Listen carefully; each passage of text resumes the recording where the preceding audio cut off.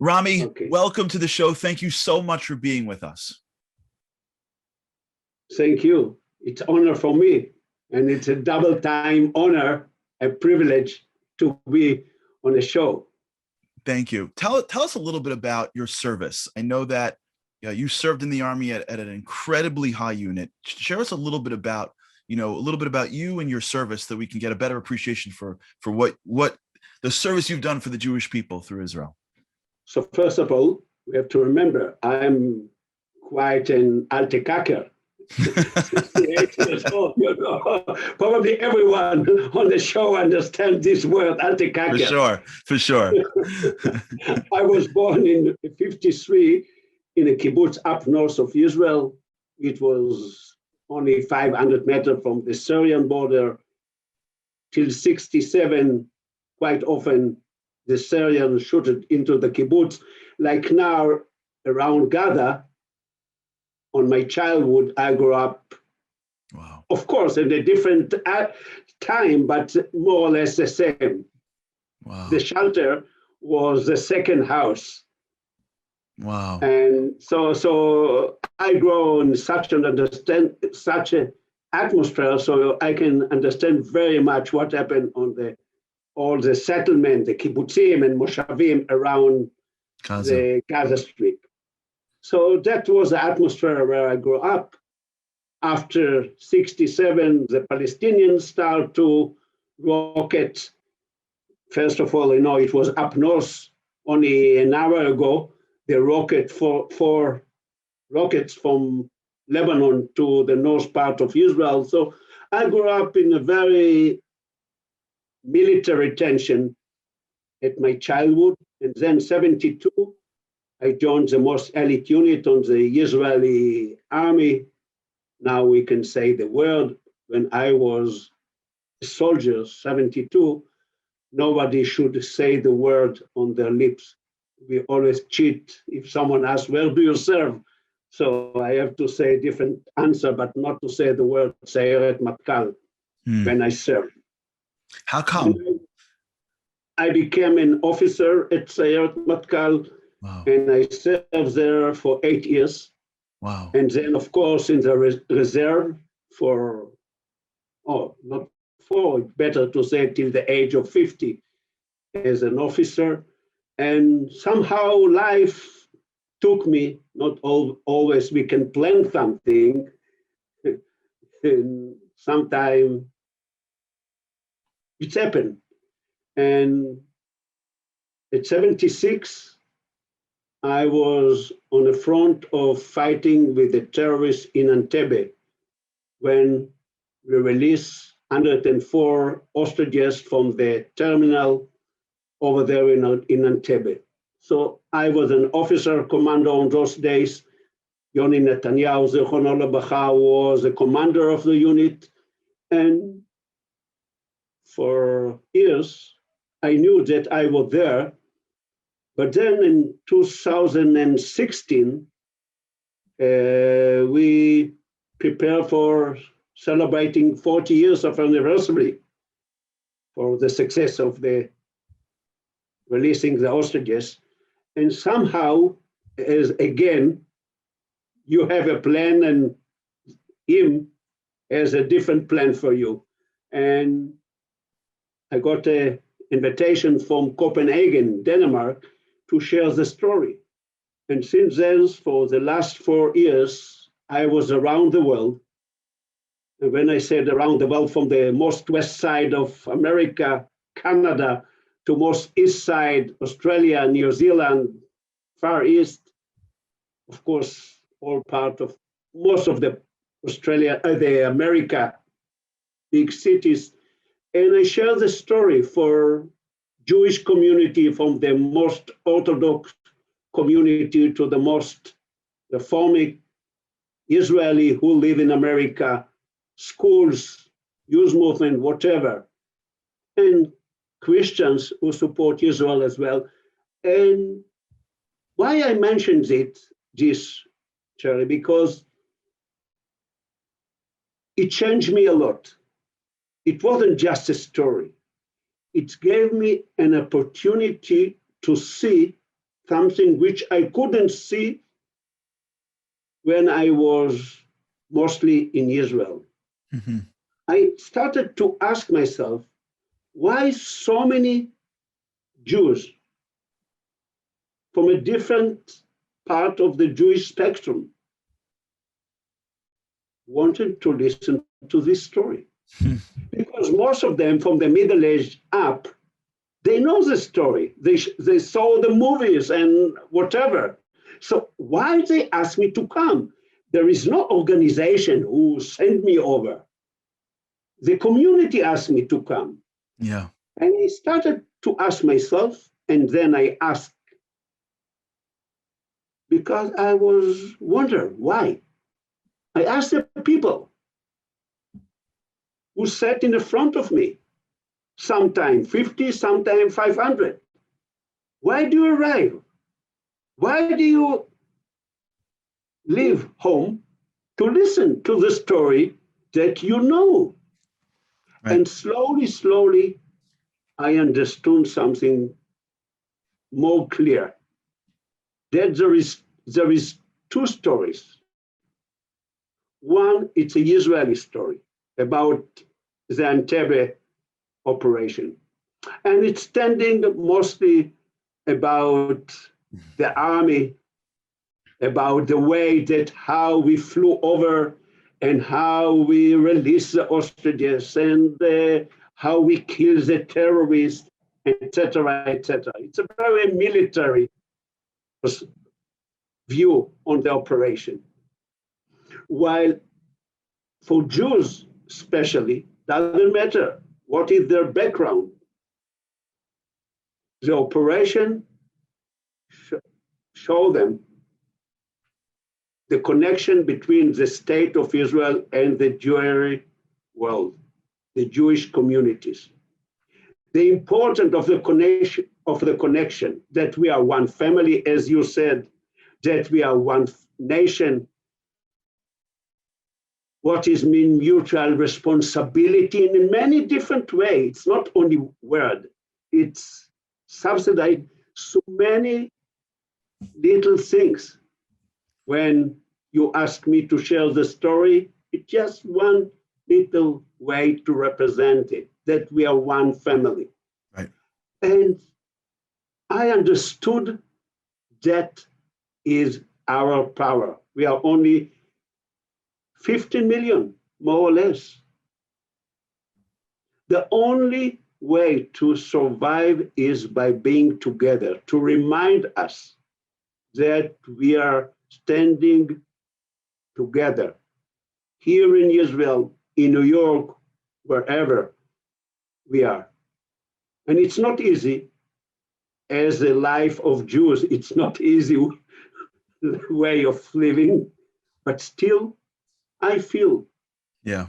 that is the way, and that is my inspiration, and that is my motivation, and that's why I'm so honored to be together with you, Yeah. Charlie. Thank you. Thank you. And we feel that way. It's interesting. Whenever I get a chance to speak to the soldiers, when I go to Israel, I always remind them that they're not soldiers for the state of Israel.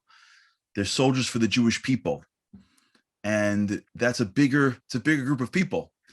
And there are people from all over the world that have never been to Israel or have been to Israel very infrequently, that looks at the Israeli army with pride and praise for them. And even right now, what's going on in Gaza, that is constantly praying for the help. You go to synagogues across America and across the world. They're going to say Mishaberach for the Chayalim, and many of them never met Chayalim. It doesn't matter. You're part of the same family. What I'd love to ask you, we have a few minutes that I want to just sort of delve in, and of course, there's so many pieces of the story though. I want to talk to you about courage, about what it's like to be. How old were you there? You couldn't have been more than what, 20. How old? 23. You were I was 23. 23. What was it like? If you could just take us into your mind when you're on the plane. Now, Entebbe is, I mean, are you kidding? Entebbe? Like, Entebbe, like, I feel like I know everyone. when you land and they shut the lights off. I mean, I've only seen the story 100 times. You know, say like Entebbe, like that's like, That's that's exactly part of our history. It's part of our history. If there was a holiday on Entebbe, you certainly I'm saying like even exactly. every piece of Entebbe is in the brains of us. When you're in the plane and you're landing, right? And if I remember the story, there was an issue and you had to land earlier and you had the lights and it wasn't an easy even landing. But as you're coming down, how do you get the courage to do this? How do you have? It's one thing to train, but where does the courage come from to be able to take on these missions that are so dangerous, that are so high risk at 23 years old? It's a very good question, and I'm not sure if I got a clear answer for that, but at least I will try to contain and focus on the answer of what you ask. I think, first of all, I grew up in a kibbutz where I was born in an atmosphere that we should do whatever we could for the state of Israel. Mm-hmm. And if it's in your blood, in your gene, this word, it gives you something to stand on your foot, whatever you are. It's gave to the IDF, to the army of Israel, to fight against Syria and Egypt in the 73 war. Yeah. For young soldiers to drove toward the fire and they kill. But they knew that they defend the state, their family, their friends. It was of my childhood. I just write something now about it. So that's the first thing. The second thing, which I think gave me courage, gave me some strength to do it, that in years before, not in such a difficult operation, but in Israel, almost everyone, I found myself fighting against terrorists. So you should run into hotel in Tel Aviv, probably you remember Savoy Hotel, Sure. or in Bet Shean or whatever.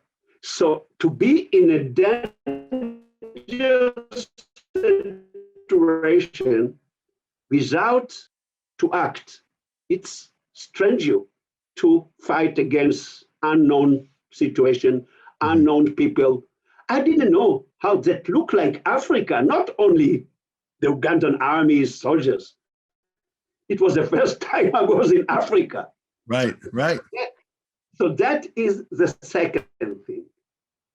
The third thing, I think it helped me a lot because I was in a duty over there.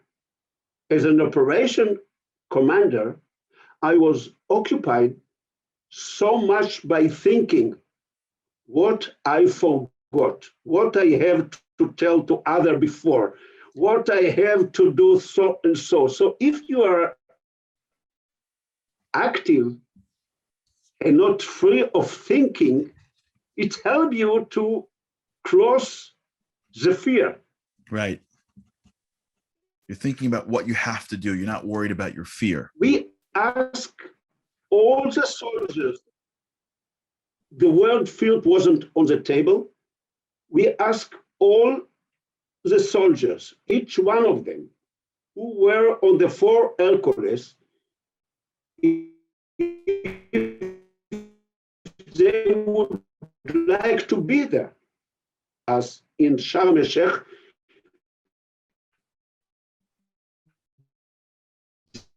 that is not feeling well. We understand, and we took to Sharm el-Sheikh, the last station before we flew down to Entebbe. We took extra soldiers in case someone would be not well enough to be on a plane. Mm-hmm. So only one out from almost 240 who landed in Entebbe, it's nothing. Wait, you had the extra soldiers who wanted to be on the operation was a waiting list much longer than the people who are waiting for the vaccine. Wow. So there were 240 soldiers that went down to Entebbe? Yes. Wow. 40, there were air crew, 40 air crew, 12 doctors, MD doctors, wow, and paramedics, and about 180 soldiers. Wow. So down in Entebbe, if we can just do a little bit more in Entebbe, down in Entebbe, what was it like when you landed and there was confusion everywhere? Was it just following orders that you didn't know where anybody was? How did I mean, I know it's a very complicated operation. We don't have that much time, but I guess, can you share us a little bit, what was going on once you landed, just so that before you had those hostages in your hands? Was it chaos, or did everything go according to plan? Like, what happened? If you could share this a little bit. I know it's such a complicated question. I will tell you, but I have an idea, Charlie. Might be on the Shabbat show, on Motzei Shabbat, once very close to the 4th of July this year, when it will be 45th anniversary of the operation, we will do a Shabbat show, a Motzei Shabbat show, when I give a full story about it. Might be it's a good idea. It's a great idea. Around the world. Yes. Maybe we can add this, and we can great. Give a chance to many others. What do you think about it? I love it. I love it. Is it a good idea? I love it. I love it. Yes?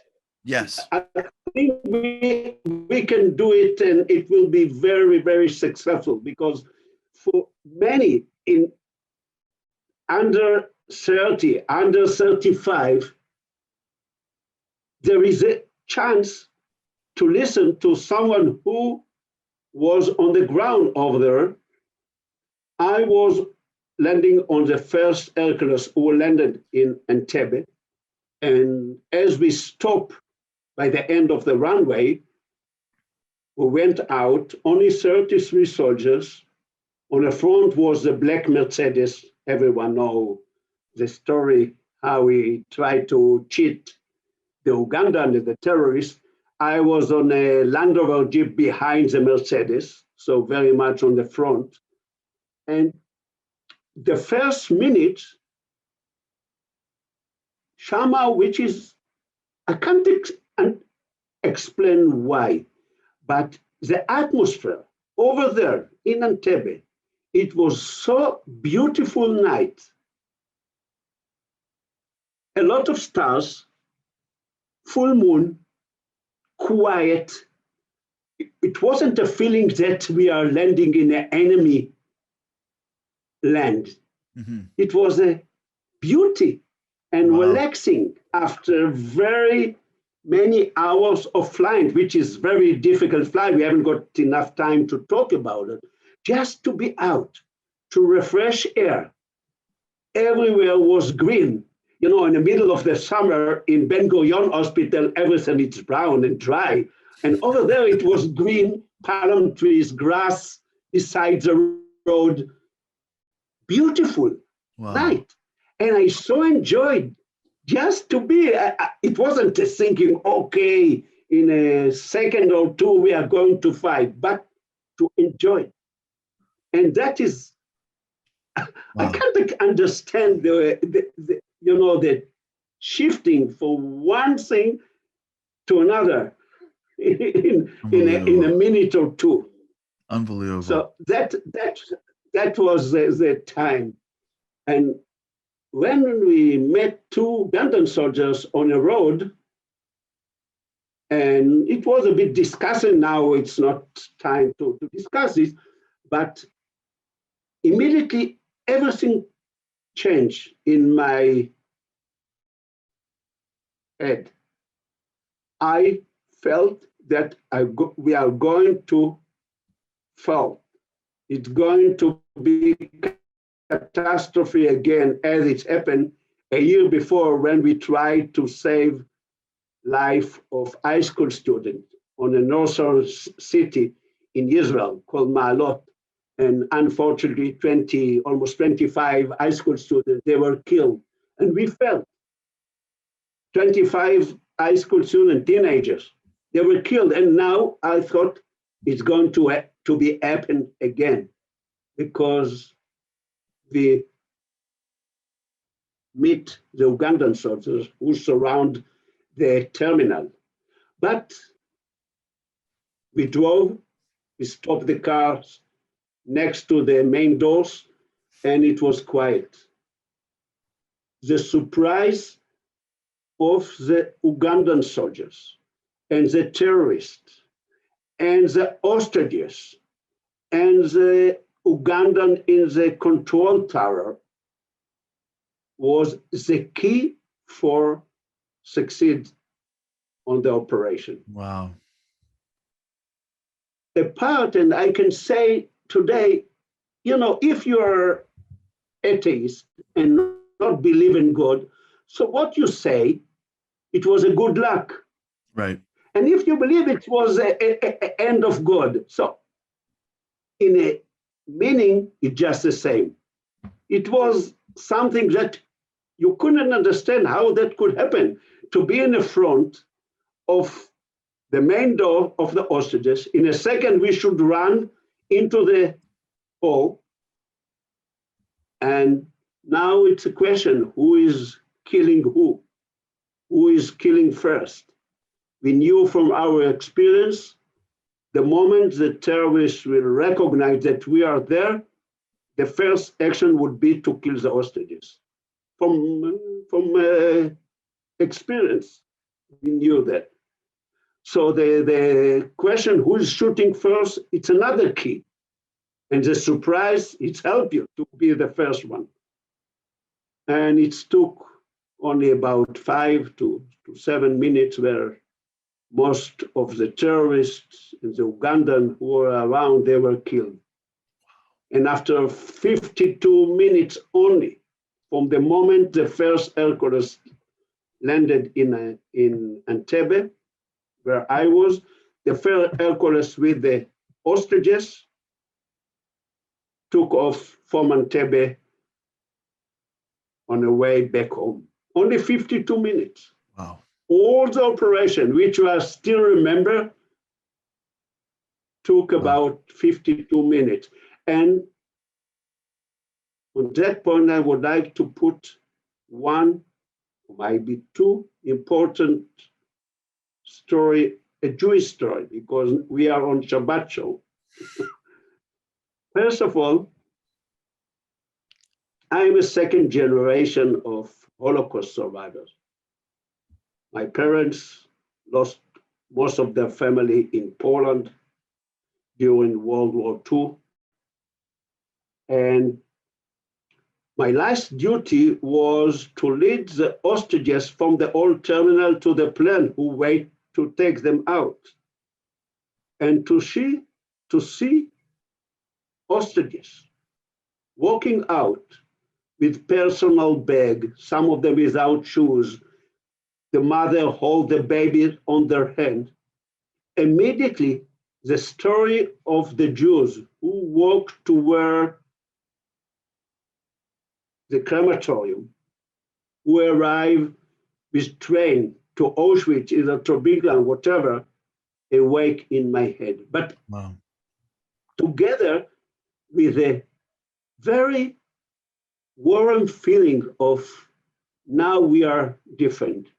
Now we are soldiers of the Israeli army, of the state of Israel, the Jewish state. And we are here to save life, which is a very much a Jewish statement. We are saving life and not killing. And to be there, to lead the hostages, Wow. I was so happy to be on the ground. It wasn't a question of fear. In every second, someone could open fire. It was dark around. But I was full of Purpose. feeling that it a reason to do so, to take part of bring the hostages, the Jewish hostages, the air crew, the French air crew back home to their family hand. And I was lucky to take part in such an operation. So somehow, God put me over there. And on the way back, the only thing what ran in my head, do you know what was it? I fall asleep. I was so tired, no time to think about the operation, not time to recognize what happened. Just I fall asleep. It was such an intense week, which I couldn't even thinking about what next. I just fall asleep. Wow. Wow. Great. The human aspect of it.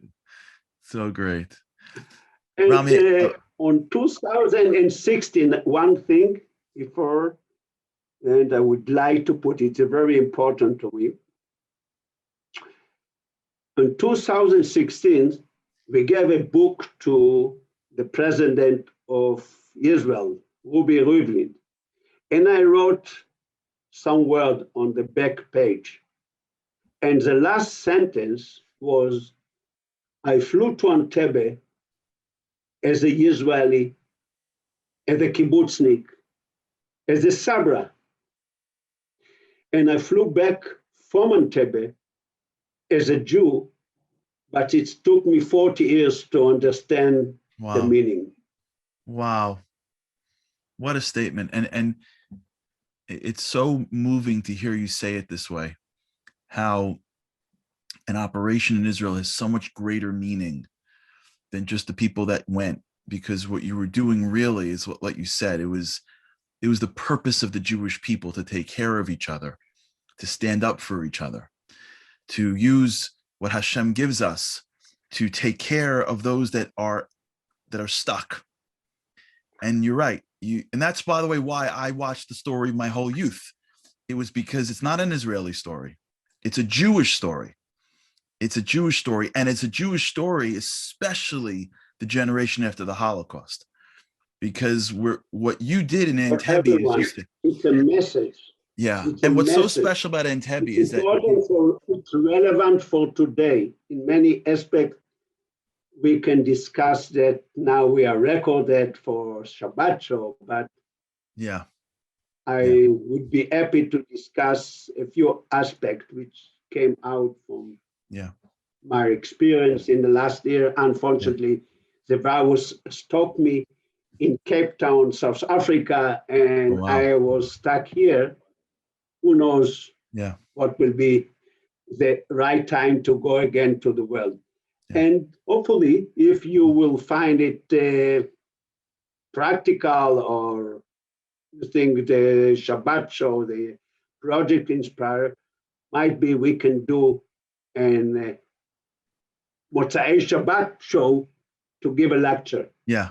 So first, I want to thank you for coming. Thank you for being with us. Thank you for what you do. Thank you for your service and for being an inspiration to all of us. And I wish you a Shabbat Shalom. And I also wish you only good things for Ad 120 Shana. Thank you. And one word I would like to say about the situation that we are now here in Israel. We can't just talk about what happened 45 years ago. It's a time when we should, in many different ways, to remind ourselves, everyone who wants to stand for the Jewish people, who want to stand together with the Jews in Israel, who want to stand with the Jewish nation. to be together. That is the only way. It's not an easy time.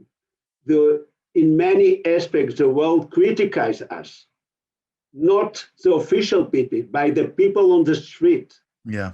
And we should stand together and pray Amen. together and be practiced together. Amen. You're 100% Because right. in many aspects, I would like to tell to the people, which are known people, but I know there would be people on Shabbat show. In some aspect, you are on the front and not me and not my people. Because in some aspect, the front, it's over there on the media, on the street, on the show. And we should Agreed. be together to tell the people that we are not the devil on the earth. Amen. We agree 100%. And we need to stand together, especially now. Thank you so much. Thank you so Nice much, to meet my you. friend. Nice to meet you. Yeah, it's a privilege My for me. honor. It's a privilege. It's totally for my me. honor. You're a Thank you so hero. much. You're kidding? You're a hero. It's for my No, youth no, looking up to you. don't. No, please don't use this word. I'm a normal man. I am not a hero. Don't use it, please. Okay. Thank you. Bye. Thank you. Bye. Thanks so much for watching. For more content, like and subscribe, and be sure to tune in live every Thursday at 8 p.m. Eastern at theshabbatshow.com or right here on YouTube.